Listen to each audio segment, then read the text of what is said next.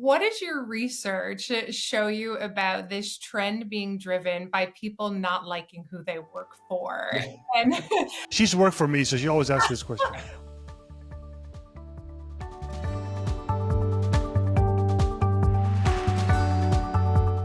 Hey everyone, this is Heine Zachariasen here, and welcome to Founders Weekly, where we tell stories we can learn from. Today we're going to talk about founders. What are they or we like? How are we different? Are there sides that we like and there are sides that we don't like? What do we look for in a founder and what do we not look for in a founder? My co-host today is Courtney Quattrini. Courtney has worked 20 years in PR and communication and 10 of those years with Vivino and me. She's an expert in communications and recently made a total career change and now is an associate psychotherapist. Now becoming an expert both in communication and also in founders and how founders think. Welcome, Courtney. Thanks, Heine. Nice to be here again. Yeah, it's good to have you. So let's go straight to today's subject. We're going to talk about the founder's personality and how that relates to the startup success. We'll base the conversation on an article in Scientific Report. But before we get into the study, you do have some experience with founders, right, Courtney? I mean, apart from working with me. Yeah. So in my work, I have done executive coaching, and that oftentimes has involved founders or CEOs or other leaders. And as a therapist, I do work with some founders in that capacity, though we'll be more discreet on that side of things due to confidentiality. But yes, you are not my only founder, despite No. what you sometimes Although the think. one you have gone deep into, right? I mean, 10 years of therapy with you is a lot. Psychoanalyzing you, not in a therapy room, but No, maybe that's true. That is true. With the experience you have and working with, like, shall I say, difficult founders and people like me, would you want to specialize going down that route to be a therapist for founders? I've thought about that. It's actually a place where I started, but now how I think about it is because I've worked with founders and co-founders, it led me to want to be a couples therapist. And Oh, so really? I think the Maybe it's skill the same. set, yeah, it kind of overlaps. And oftentimes when I'm meeting with new couples, I tell them, while I'm a new therapist, my training working with executives and founders has given me the training to do this in some respects. So A maybe. little bit too much experience, yeah. Yeah. Yeah. Although you Okay, and Tice were easy breezy. yeah, Anyone who listened to last week's show will know that the two of you are incredible together and agree to disagree. So you yeah, two we made do. that easy. Yeah, we're also 9 hours apart. I think that helped a lot. Yeah, that's true. We can't get too much of Yeah, each other. So no. Okay, let's dig into the study here. So Paul X. McCarthy, lead author of the study and adjunct professor at UNSW Sydney, says, we find that personality traits don't simply matter for startup, they are critical to elevating the chances of success. And he continues, a small part of astute venture capitalists have suspected this for some time, but now we have data to demonstrate that this is the case. So a little bit more here on that before we chat again. The research shows that various factors influencing startup success, concluding that personality traits of founders significantly predict success, even more so than industry or age of the startup. Okay, so the first thing they conclude, which is I think is really interesting, is the diversity. So let's dig a little bit into that. So they measured the personality of the founders and they used this method called the Big Five. Popular method to do this. It looks at traits like openness to experience, conscientiousness, extroversions, agreeableness, and emotional stability. Ooh, emotional stability. There you go. So let's look at the model first, the Big Five model. Do you know it, Courtney? yes, I do know it. It's widely regarded as one of the best, most scientifically backed personality tests. So, yes. So, I would back up and address personality tests in general first. I love this topic today for obvious reasons. And what I would say is they can be helpful. But what I like about the Big Five is it doesn't pathologize or categorize you. And so a lot of the Myers-Briggs, the Enneagram, they immediately put you into one bucket. And then Okay. oftentimes you can retake the test, that bucket changes. And a lot of people get really attached to these results in a similar way to people get attached to mental health diagnoses. And so I say, use personality tests like you would anything else to learn about yourself, but be curious. The big five, however, it doesn't put you into a bucket. It gives you Okay. percentages around different traits and Yes. characteristics. Okay. Okay. So that's how it is. So you can see, oh, you have some of this and less of this and so on and so forth, right? Exactly. Yep. And you can Yeah. see, oh, well, under this category, I might actually want to address that about myself, but you're going to tell us what all those categories are, right? We're going to dig a little bit into this because what they found out was this thing about diversity, and then they mention an example and say, look, like take these three types that could easily lead to success. So let me explain. So there's one called adventurous leader, an imaginative engineer, and an extrovert developer, and they found that like a group like that can lead to look bigger odds of success. First, so you know me well. So which category of these three am I in? Well, that's interesting because the big five has 5 different traits, and one of them is neuroticism. And so it sounds like this study took components of the big five and then Exactly. created their own 3 categories. Labels. Yeah. And I was ready to talk about neuroticism with you. I'll leave that as a side, but cool things like neurotic, if you score highly in the neuroticism category of the big five, there's links to earlier mortality. So Oh wow. stress, connection to cigarette smoking. So some really cool stuff in there that I'd love to see these studies attached to founders drill down in. So tell me them one more time. Say, so we've got 3 options.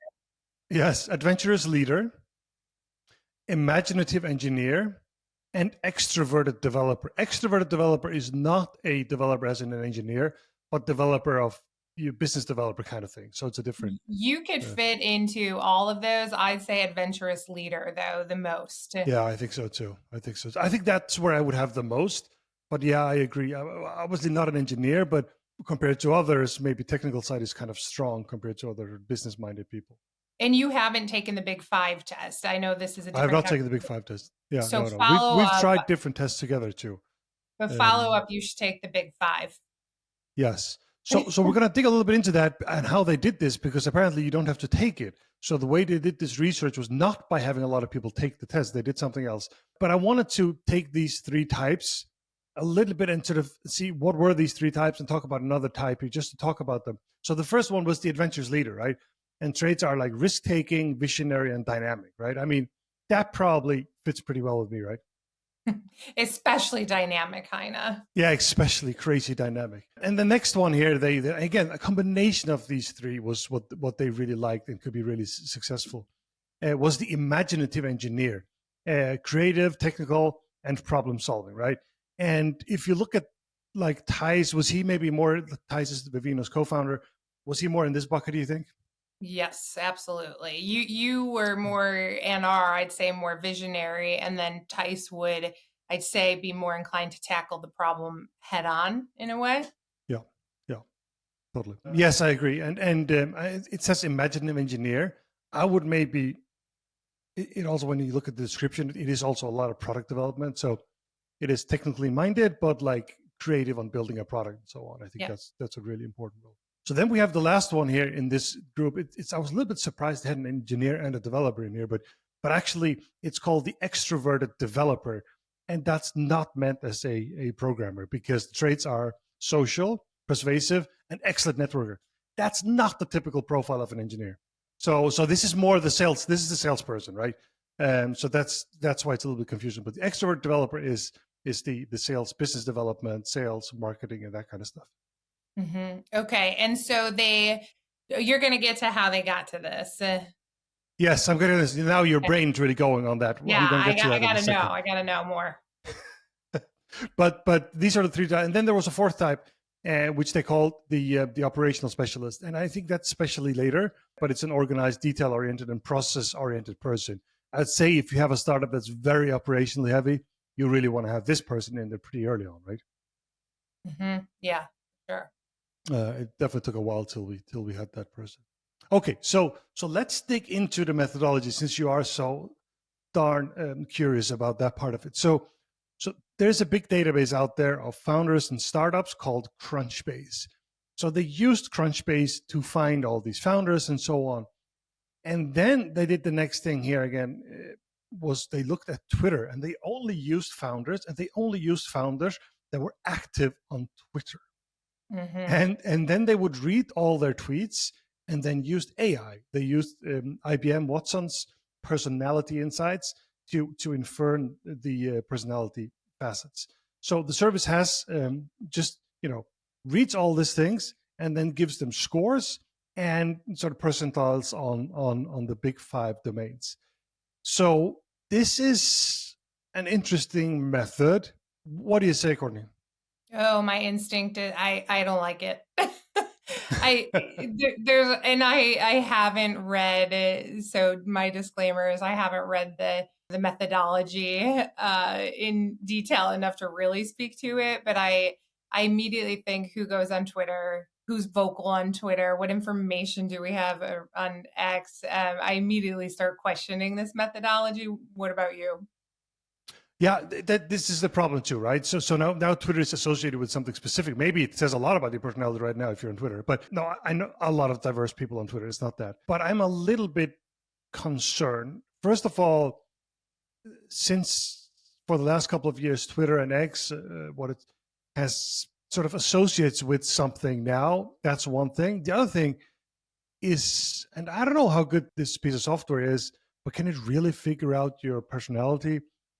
Looking at the tweets you made, I guess that's what I mean is, think about the parts of us that we show the world. So I have this exercise that I do in therapy where I have people create a mask, and on the front of the mask, this is not something I created, it's a well-known therapeutic tactic. And on the outside of the mask, they write the parts of themselves they show other people. And on the back of the mask, it's, what am I hiding?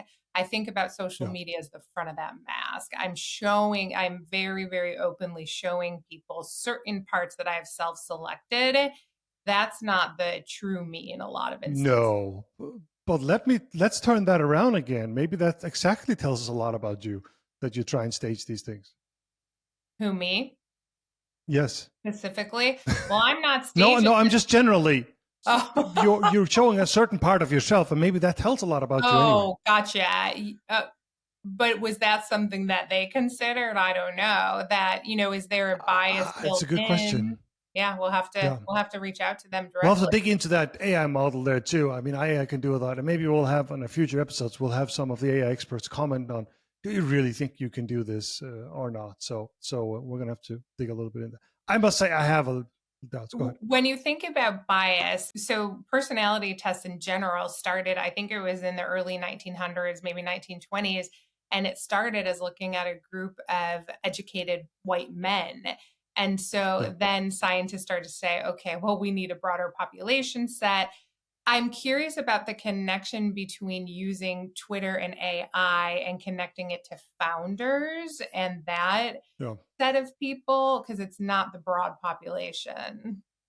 Yeah, yes, exactly. And I'm also worried that you introduce a bias right away because you don't take the people that are not active on Twitter. Yeah. So that's bias number one. That would be one challenge.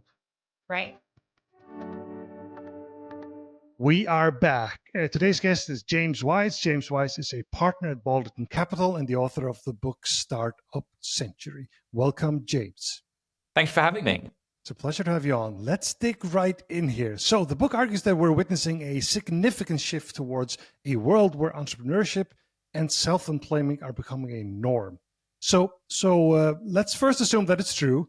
But why is that? What has changed over the last year that led to you believing this and also, writing a book about it? Yeah, well, so, over the last 100 years, we've actually seen a move away from the norm, from people working for themselves or working for small organizations. And what we've seen is a capture of the way we work on one side by medium and large organizations. So more and more people working in medium-sized companies, over 1,000 full-time employees, up to large multinationals. And on the other side, certainly in many democracies and even non-democracies, people working for the state. And so the state of play really in the early 90s to late 90s for most people was unusual in a global context. It was they were working for one of those two things. And we saw record lows in terms of the number of new people starting businesses, working for themselves, or working for micro businesses, which is defined as about 10 full-time employees in the 90s. And over the last 2 decades, we've really turned a corner across most advanced economies and many different countries in the world for many different reasons. So whether you look at sort of Qatar or Brazil, you look at sort of India or the UK, almost everywhere there's been this increase in the number of people starting businesses. And the reason is twofold, right? One is more people want to start businesses. The cost of starting a business has dropped significantly, right? We know software's got cheaper. The internet has allowed people to do things a lot faster. And now we have all of these tools at our disposal. And actually, in many countries, it actually got easier as well. So the cost has got easier to start a business. And culturally, there's been more role models around entrepreneurship, which has a huge impact in the likelihood that you're going to start a business. It's a really under-discussed trait that if you are related to an entrepreneur, you know an entrepreneur, you work in the same office as someone who goes to start a business, you're more likely to do it. So there's been this mass shift towards people choosing to become entrepreneurs, but also more people are having to become entrepreneurs because this traditional setup I was talking about between these large multinationals and the state, they're employing fewer and fewer people in good, stable jobs. So actually that idea that you can, go to college, maybe go to university and get a stable job in a career that's going to last you a lifetime is shrinking. And you can see it in the numbers as well. And once again, the fundamental driver of that is also technology, right? Courses Law, which is the British economist who came up with the theory of the firm, like why do firms exist at all in the 1940s and 50s, said it's because it's so difficult to go and find that extra person of talent. It's better they work for you than you constantly having to go and look for them, right? It's like if it takes me a week to find a great graphic designer, much easier for me to have a graphic designer in-house, right? Because before that, everyone was just a day worker. That's what they just day workers will just get 10 new people. But at some point, it gets more specialized, right? Yeah, exactly. And so as you scale an organization, you want them all in-house, and there's lots of benefits to that. Well, the internet and now AI is completely changing that dynamic and that trade-off. Yeah. So the stickiness, that transaction cost of finding new people to come and work for you under your umbrella as an organization, it's disintegrating. And so fewer and fewer people are being hired in these big companies. Yeah, amazing. And so it's not just one. My first thinking, what you just said, like the costs are coming down, everything is easier because of technology. A lot of the things that the big companies were the only ones that could do, you can buy as a service now, right? All those things are happening.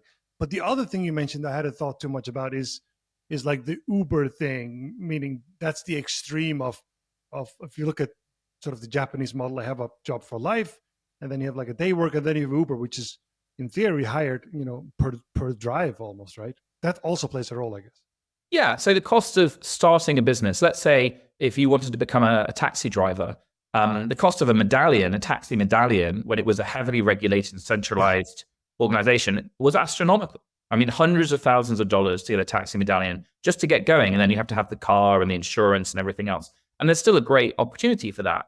And then suddenly Uber comes along and says, actually, if you have a driving license, we'll front you the money to get the car if you want it, right? You can loan you the car and you're going to get paid per hour. And it massively reduced the barrier to entry for a lot of new jobs, right? And, same as Shopify, the cost of selling something at a high street store, right? Hundreds of times more expensive than getting going on Shopify. Now, of course, there's always going to be room for the high street store, but all of those people beforehand who couldn't afford to set up their own shop and sell their own goods, they suddenly can with the arrival of marketplaces and online software. So the barriers to entry have lowered, which means many more people are starting their own companies, becoming freelancers or scaling venture-backable businesses.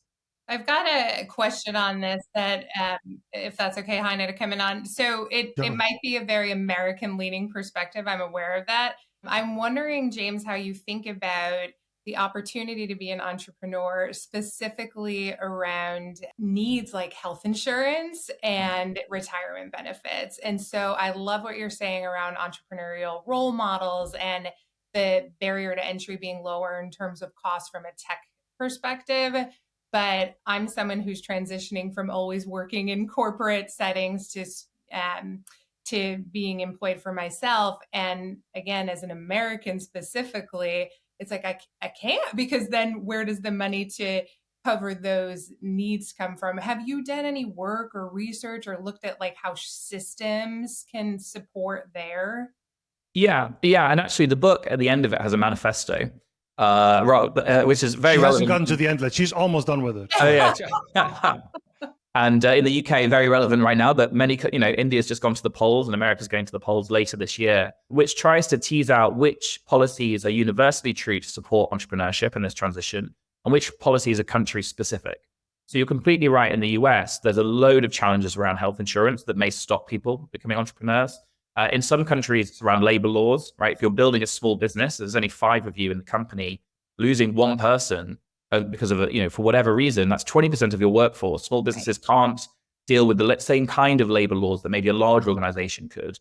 There's different access to finance, there's different access to education, and there's different types of role models. So actually, policy plays a huge impact here.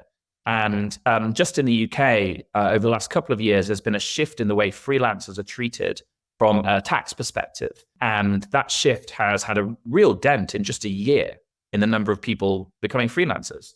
So there are specific policies which make a big difference in the likelihood that people will start a business. But the book argues that it is inevitable we're going to move to this world where more people have to, right? Because, as I said, the economic trends and the technological trends behind the way people organize labor are shifting. We're not going to have as many businesses that need to employ hundreds of thousands of people to be highly productive, right? There's going to be a lot of replacement of certain types of scalable work with AI. So what does that mean? Well, as a country, as a government, you have 2 choices. You can force people to take really bad jobs because you've made the alternative of being entrepreneur so impossible because you can't get health insurance, you can't get finance, you can't get a mortgage, you can't get a bank account, all of these things entrepreneurs face. Or you can embrace this change and try and support people in this process. And that does mean changing rules around getting a mortgage, getting healthcare, getting welfare to get you back on your feet if your business doesn't work out. So there's a much more similar experience for people when they're going down the entrepreneurial path than not. So it's country specific for sure, but the fundamental trends are global.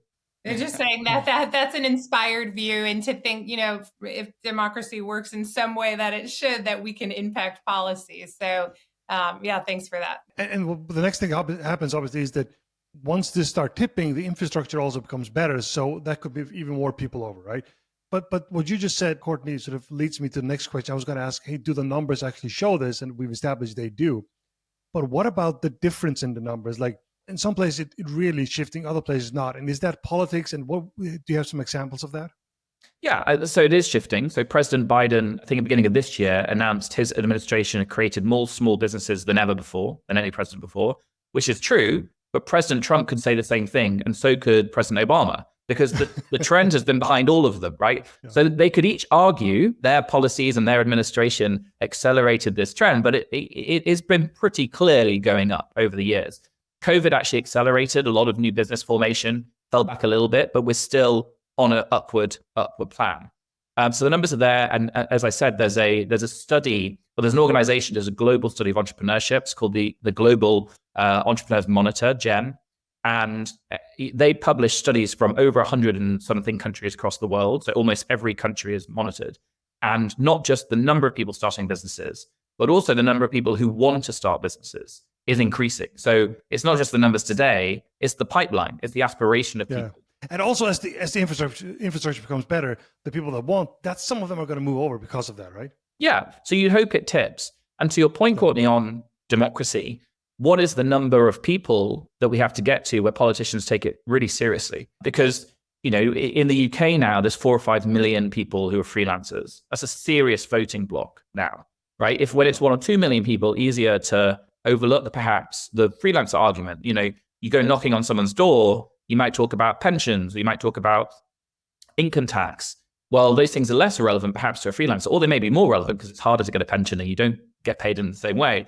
But as those numbers grow, entrepreneurs, freelancers, and the impact of tech-led, innovation-led economies becomes clear, I think those policies will follow, or at least you'd hope that they follow to enable this change. I have it, and that's helpful. And I've got a little bit of a different question. What does your research show you about this trend being driven by people not liking who they work for? And is that a clear enough question? She's worked for me, so she always asks this question. Well, I think there's a zeitgeist right now about, well, there has been for a while, about what makes a good leader. And so I'm in a therapist role now. And so much of what comes into the therapy room is about the stress of work. And so much of that is connected to the leadership. And then people talk, I just want to work for myself. Yeah. And so I think about individualistic culture and community versus collective, and how entrepreneurialism and smaller business plays into all of those things. Look, it's a really important question, and sort of teasing out the nature of the entrepreneur, which I try and do some of the book, and the motivations behind it is hard because obviously it's quite a diverse set of people. Some people, as I say, become freelancers because they can't find kinds of work they normally want to do. So it might be a job in between other jobs. Some people do it because they are so difficult to work with. No one else wants to work with them. They just feel they have to go do something themselves Not or build you, a company. Heine, not you. Yeah. No, he's not talking about me now. No. Heide couldn't get fired, so got hired by anyone else. But he had to start his own company. Exactly. But and some people do it. But the major, some people do it because they don't like who they work for currently, right? As you say. But what I boil it down to is sort of three reasons why people want to be entrepreneurs. If you ask people, it's almost never money, right?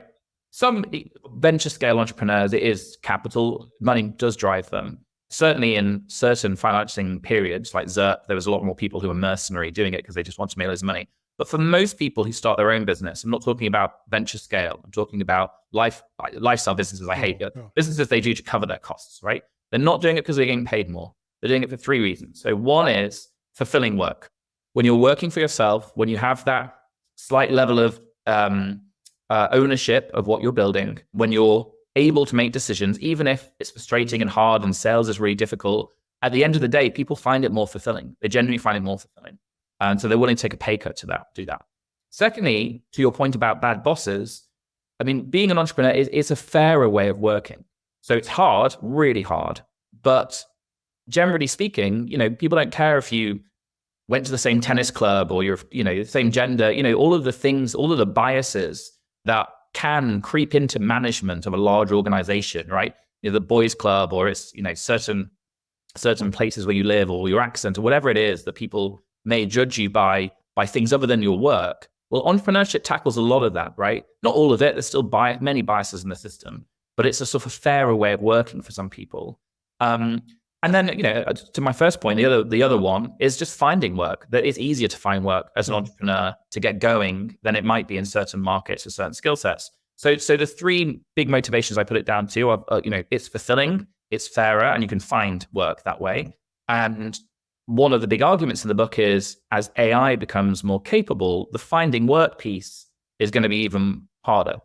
And so we need to enable people and give them a chance to be entrepreneurs, to be self-determined, and to use these tools to find work rather than perhaps just be replaced by them. I was just listening to a podcast with a futurist, and she was talking about job creation because of AI, and saying that there's going to be more, I guess, different types of jobs. And so I'm trying to work that out in my head around the numbers, and I'd have to do a little bit more research. But she was saying, like, if you want to be a robotics engineer, for instance, there will be more opportunity for that. And so I think about how the AI component, does it create less jobs but more niche jobs? And so it's just a bookmark to think about, because I think we've all got, is AI taking all the jobs away on our minds? So it's a good bookmark there. But it's obviously probably going to be the economic challenge of our time, is navigating that question. In economic history, in recent history, software has almost always created more opportunities for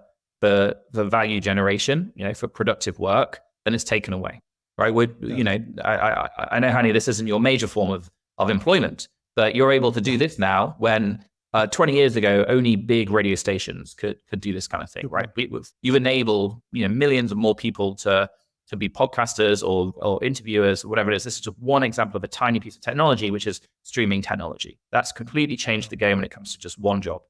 And there's, it's impacted many different jobs in different ways. So I think it's almost impossible to be one of these like McKinsey forecasters and sit down and say, this is how AI is going to change this one industry, right? This is the future of car manufacturing, and this is how robotics is going to change it all. At a macro level, though, throughout human history, advances in our tools have created more opportunities for productive work. And so I'm positive in that regard. And, there's an argument about total AGI does everything. But I think certainly in the short to medium term, I think it's a very positive thing. However, the road to get there is going to be highly disruptive. And, tying it back to the book, the other thing about being an entrepreneur is the robustness that you need to have as a character trait to survive in that form of employment versus more traditional careers is so different, right? You have to be so used to rejection and failure and volatility and uncertainty. And I think that's going to be a hallmark of many more careers as AI becomes more powerful. And so it's another reason to prepare for a more entrepreneurial society, whether that's through policy, whether it's culturally, whether it's education, because we're going to need those traits. That was sort of my question. What about AI? I mean, it's any conversation we say we end with what about AI? But so we've done that now. We're all good. But my last question on this before we go on a short break, James, is why did you write this book? Yeah, so I a couple of reasons. So one is I'm in a really fortunate position. I'm a venture capitalist. My job is to meet literally over 1,000 entrepreneurs a year in some way, shape, or form. I read their pitch deck, send them an email, have coffee, I invest in their company. It's an incredibly privileged position. And beyond, getting to invest in great companies as a result of it, one of the opportunities I have is to take a step back and see some of the trends. And so partly I felt I was in this position where I could see it, and I wanted to use that knowledge in a productive way and share it.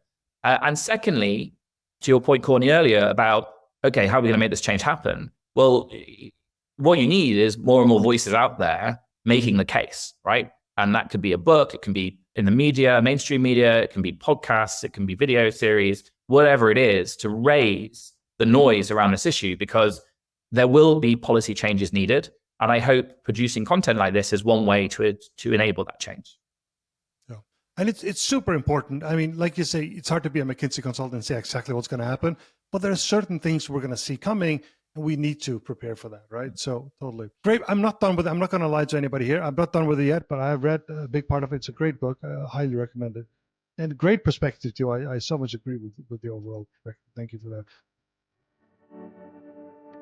We are back. So I'd like to combine this a little bit. So in the first segment, we talked about what are the founder's personality traits, what really mattered to get a successful startup. At the same time, we're saying that with the startup century, everyone is becoming an entrepreneur. So how does that add up? Because we say, hey, the bar is high, it's hard to become an entrepreneur. Are we actually lowering the bar? Is there a change of this prototype? You want to start with that, James? Yeah, so look, I think, and I try and tease this out in the book, there are different types of entrepreneurial activity, right?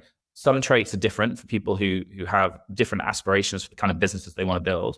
But there are also some very similar themes throughout, both the people building globally impactful startups and the people getting their first business going.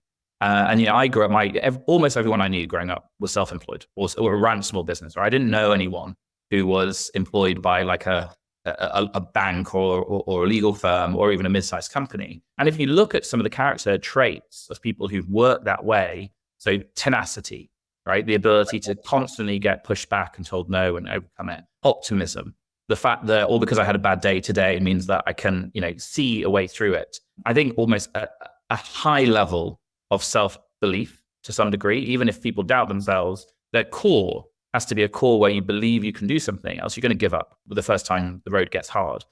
Those kinds of traits, I think, are found across entrepreneurs, and whether they're building global tech businesses or they're running a one-person shop in their local town, they're also the traits I fear the education system in many countries doesn't optimize for.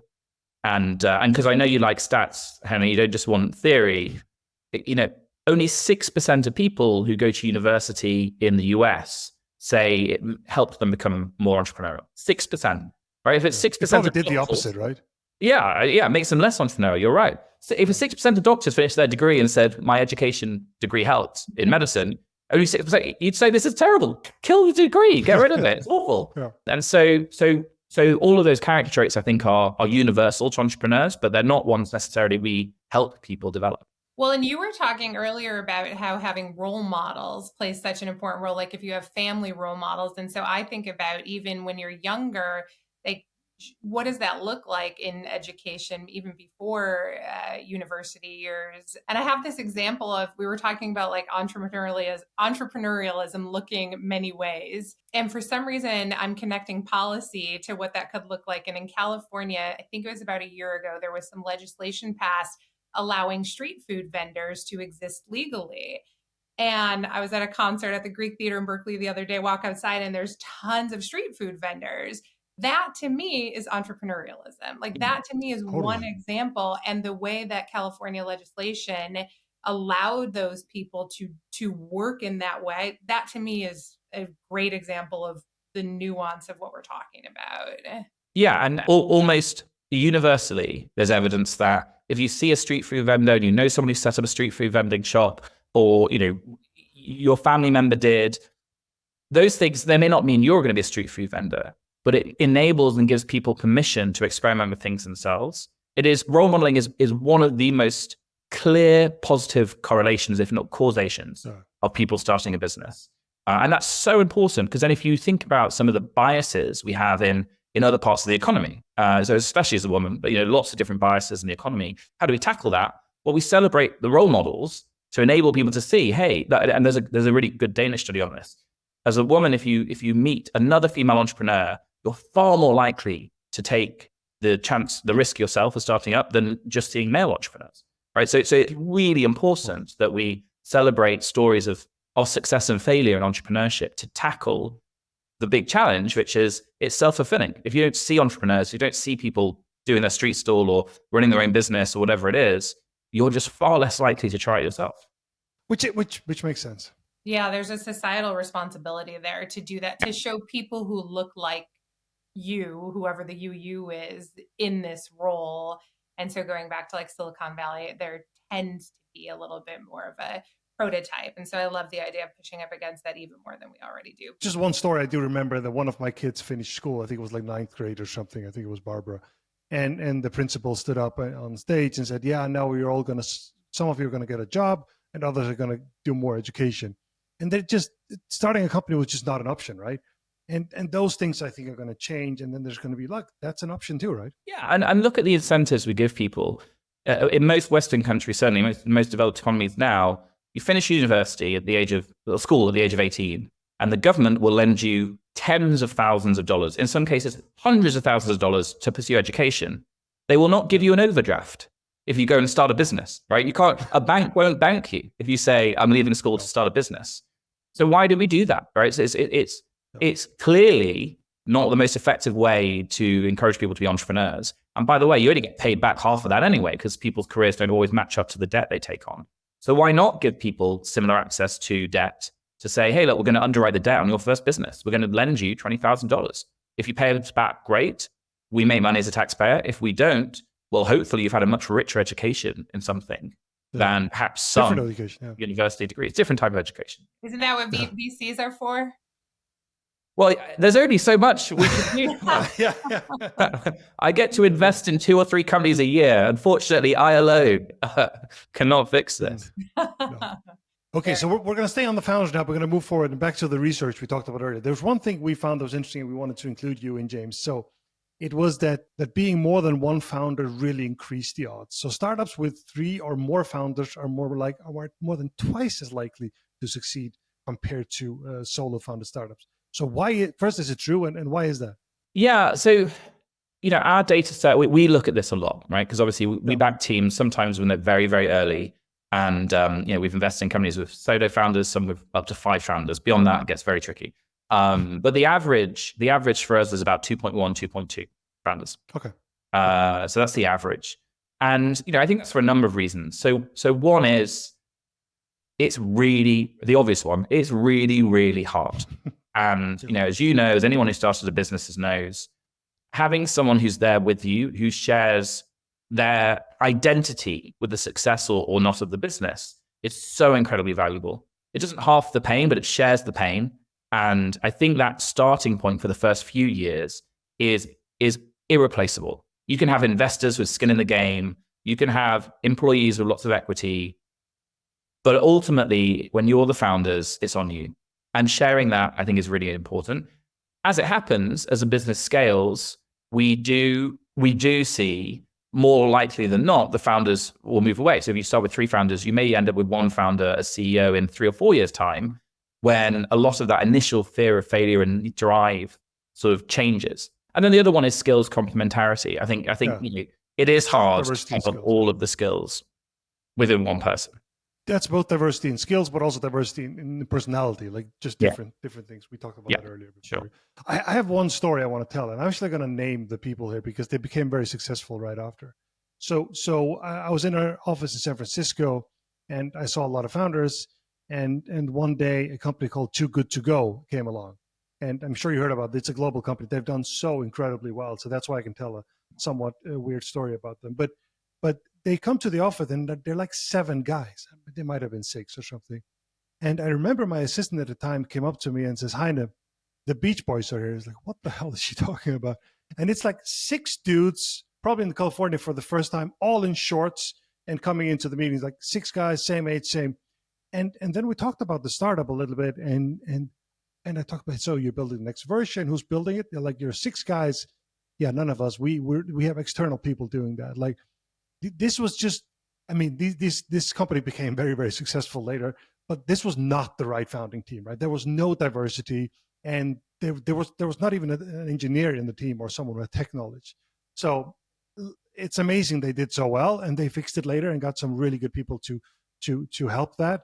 But it's just an example of that. Yeah, you need some diversity there.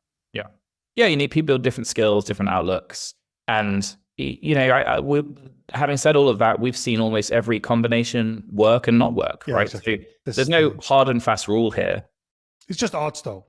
Yeah, it can help. Okay, let's get to the fun part here before we end. So one question that I'm trying to both asking co-hosts and guests on here is, what are you obsessed by right now? And who wants to start with that? I told you before I was going to ask this question, so there are no excuses this time. I'm not sure what I'm going to answer this week, but let's hear it. Who wants to start? I mean, I'm happy to start. I mean,